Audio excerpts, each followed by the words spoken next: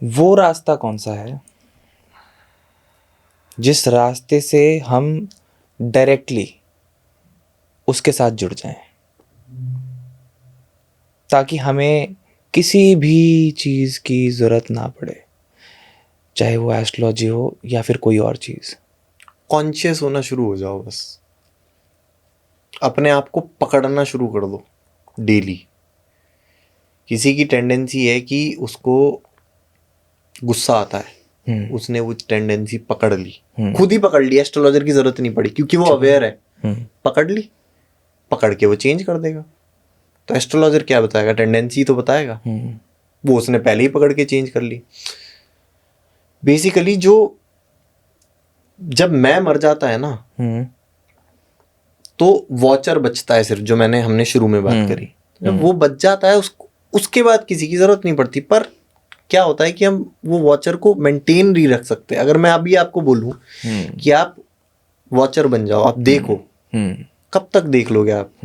1 minute, 2 minute, 10 minute, फिर भूल जाओगे, फिर यहीं आ जाओगे दुनिया में। यही तो कन्वर्सेशन हम कैमरा ऑन होने से पहले भी कर रहे थे कि आपने कहा इकिगाई, मैंने कहा इसलिए, राइट, क्योंकि आप उसको मेंटेन नहीं कर पाते। यस।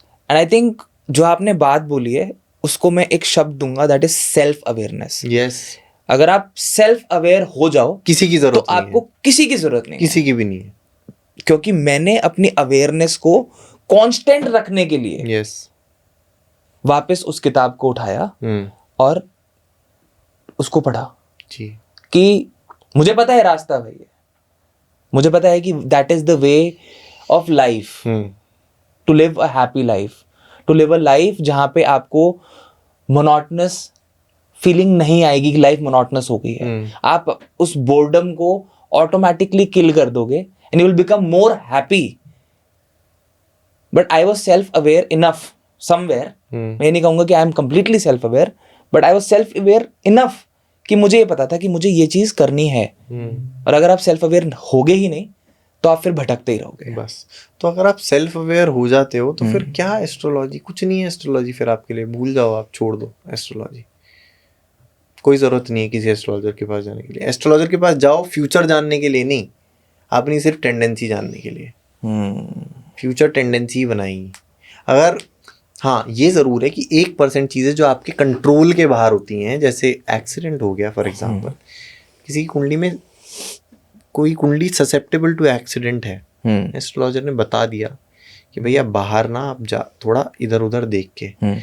99% एक्सीडेंट्स जो होते हैं कंट्री में, वो किसी ना किसी की अनकॉन्शियसनेस की वजह से ही होते हैं। किसी की आंख लग जाती है अचानक, अवेयर नहीं था, गया। कोई दूसरा अवेयर नहीं था तो हमारा एक्सीडेंट कर गया। तो what we can do is कि जब हमें पता चल गया कि ऐसा ऐसा है, तो फॉर एग्जांपल कुछ रेमेडीज होती हैं इन चीज़ों के लिए, वो रेमेडीज ले ली, एक्सीडेंट में जो डैमेज होना था वो कम होएगा, बस दैट इज इट।